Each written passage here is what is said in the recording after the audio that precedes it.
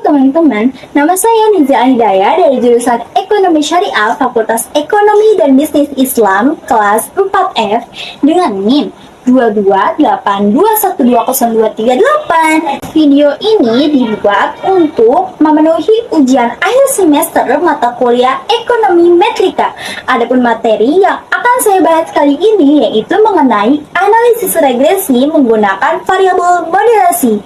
Ayo disimak, kita belajar bareng yuk. Nah teman-teman, jadi sebelum kita mengetahui lebih dalam apa itu variabel moderasi, yuk kita kenalan dulu dengan variabel moderasi itu sendiri.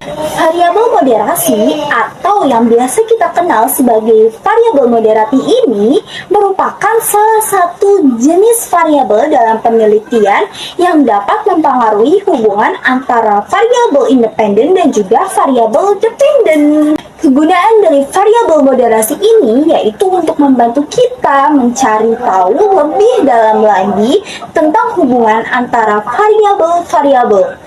Dan juga kita dapat melihat apakah hubungan tersebut bisa berubah-ubah, bisa lebih kuat, bisa juga lebih rendah, dan itu tergantung pada nilai variabel moderasi loh. Konsep dalam analisis regresi ini yaitu melibatkan antara satu atau lebih variabel independen dan juga variabel dependen. Nah, dalam konteks ini juga variabel independen sering disebut sebagai prediktor. Prediktor? Kenapa bisa begitu? Karena variabel moderasi mengubah hubungan antara prediktor dan variabel dependen. Teman-teman juga harus tahu kalau analisis regresi dengan variabel moderasi ini dibagi menjadi beberapa metode loh. Apa aja ya kira-kira?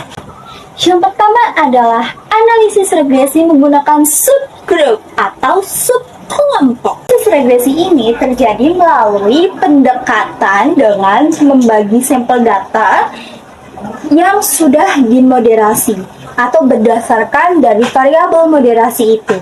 Kemudian melakukan analisis regresi terpisah di setiap subkelompok yang sudah dibagi. Yang kedua adalah analisis regresi dengan metode interaksi. Nah, jadi bukan cuma kita aja yang butuh interaksi, kita aja yang bisa interaksi, tapi variabel juga bisa berinteraksi. Gimana caranya?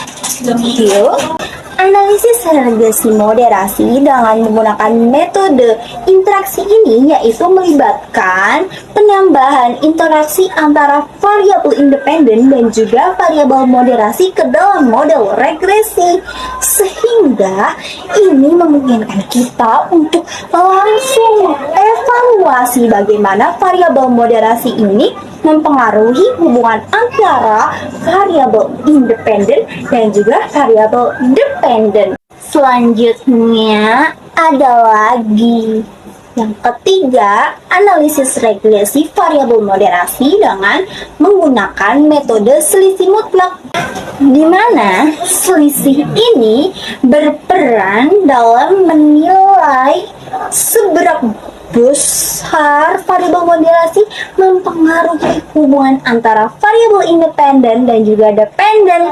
Hal ini tentu dapat memudahkan interpretasi efek moderasi. Analisis variabel moderasi dengan selisih mutlak adalah pendekatan alternatif dalam memahami efek moderasi dari sebuah variabel terhadap hubungan antara variabel independen dan juga variabel dependen. Ada lagi. Tenang, ini adalah analisis regresi pada moderasi yang terakhir dengan cara menggunakan metode residual. Metode ini memberikan cara untuk melihat sejauh mana si variabel moderasi ini mempengaruhi akurasi prediksi model regresi. Jika terdapat perbedaan yang signifikan antara sisa atau residual dari model dasar dan model dengan variabel moderasi, itu menunjukkan bahwa variabel moderasi memainkan peran dalam mempengaruhi hubungan antara variabel independen dan juga variabel dependen. Selanjutnya adalah pemanfaatan variabel moderasi pada regresi. Apa aja ya? Yang pertama yaitu variabel moderasi ini dapat menjelaskan kompleksitas hubungan. Yang kedua, bisa mengasah prediksi yang lebih akurat. Yang ketiga, analisis regresi ini bisa mengidentifikasikan efek dari moderasi. Dan yang terakhir, bisa juga dimanfaatkan untuk menyesuaikan strategi intervensi. Wah, banyak juga manfaat dari variabel moderasi ini. Contoh kasus analisis variabel moderasi. Kita bisa menemukannya pada hubungan antara upah dengan biaya pemeriksaan kesehatan berdasarkan usia, yang dimana usia di sini sebagai variabel moderasi atau prediktornya. Oke, tadi kan kita udah tahu tuh apa sih, kita udah kenalan sama variabel moderasi.